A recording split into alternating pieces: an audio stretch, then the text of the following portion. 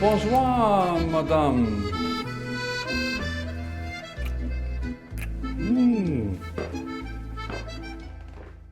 Ef þú vilt kynnast leikmönnum íslenska landsliðsins vel, hvert verður þá?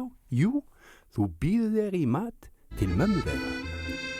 Ég fór að heimsækja mömmu Birkis Más Sævarssonar, Helgu Birkisdóttur, og spurði hana hver var í uppáhaldsmatur Birkis Más. En Birkir Már spilar með Hammarby í Svíþjóð og er einn af mátastólpum íslenska landsliðsins. Hann er einn af sonum Friðrik predikar í Val og hefur spilað 56 landsleiki með íslenska landsliðinu. Bonjour, Helga. Birkir Már, hvað byrjaði þetta allt saman? Var hann góður strax í byrjun? Var hann þessi týpa sem var ótrúlega góður í fótbolta frá 6 ára aldri? Fór að hann mista sig í boltanum, alltaf æfa, sást aldrei heima? Hvar var Birkir Már og hvað er Birkir Már? Já, hann hafði Fæddist hann á Landspítalanum? Nei. Er hann fótboltaleg týpa? Já. Frá byrjun? Já.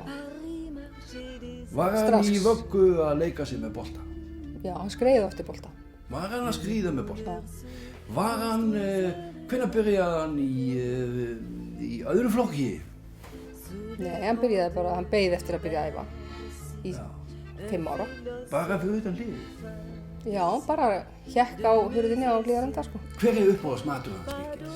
Er það kjöt, eða fiskur, eða síld, eða rúgbrauð, skyr, jógúrt, hvað er uppáhaldsmatur hans?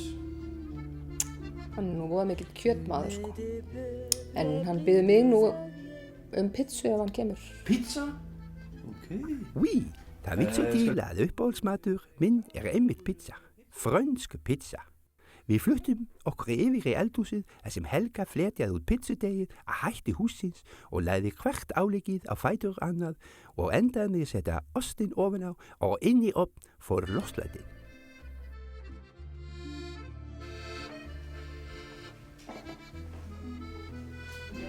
Og nú var komið að því að gæja sér á uppáhaldi Birkis Más Sævarssonar. Pizza à la mamma.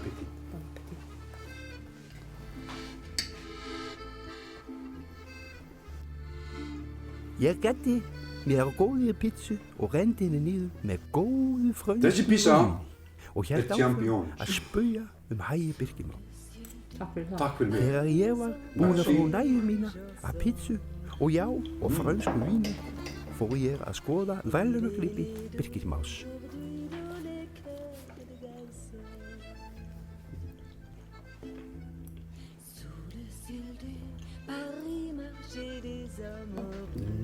Hvað heitir konur hans? Hún er Stefánía. Hvað er það með börn? Þau eru með 4 börn. Og hérna, þeir ungir litlir boltastrákar sem eru alltaf á dollum á tánum og svo 2 eldri. Já, þau eru reyndar, þessi eldri eru líka í fótbolta. Bæði, strákur og stelpa. Nýr, François Louis. Það er allir nema þessi 2 ára sem eru í fótbolta. Helga, er þetta vinningarsafnið hans Birkis Más? Já, þetta er svona eitthvað sambland af einhverjum sem hann hefur komið heim. Það er þegar hann var efnilegur. Leikmaðurinn 2006. Já. Og hvað er þetta hér? Byggar. Visa Byggari 2005, mestervåge karla. Voilà. La Famille, Gulli. Helga, hver er svona dýrmætasti hluturinn sem að Birkir Már hefur gefið þér eða gert og svona? Ætli það sé ekki þessi fíni diskur sem hann gaf mér þetta einu sinni þegar hann var í skóla. Má ég? Já. Þessi diskur. Það sem ég hafði mælt mér mót við Arnar Gretarsson, sérfræðing Júgómania, var ég að vera sett fyrir á það stefnum og hafði varla tíma til að kveðja.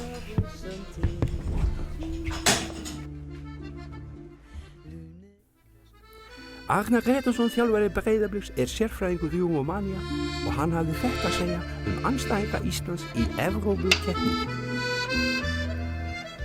Þó að sé náttúrulega kannski ekkert lélegt lið en það sé ekki Ungverjaland. En það myndi kannski einhverju segja að það var Ísland.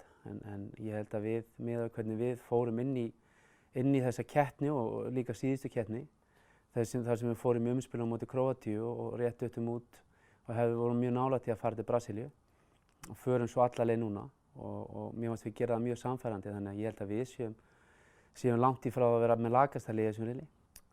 Sterkasta liðið í þessu riðli, kannski svona, ég hugsa að það myndi allir segja að vera Portugal, kannski með svona æðstir og Tyrkla flokknum í þessum riðli. Ég held að sé í 7. sæti og svo Austurríkismenn ekki langt á eftir í 10. En ég get alveg trúað því að Austurríkismenn eftir að koma óvart, en kannski svona fyrirfram þá það Portugal sem svona sterkasta liðið í riðlunum. Eftir gott spjall við sérfræðing Júgómania fór Heisi að heimsækja 12. sem var við dráttinn á riðlum Júgó 2016.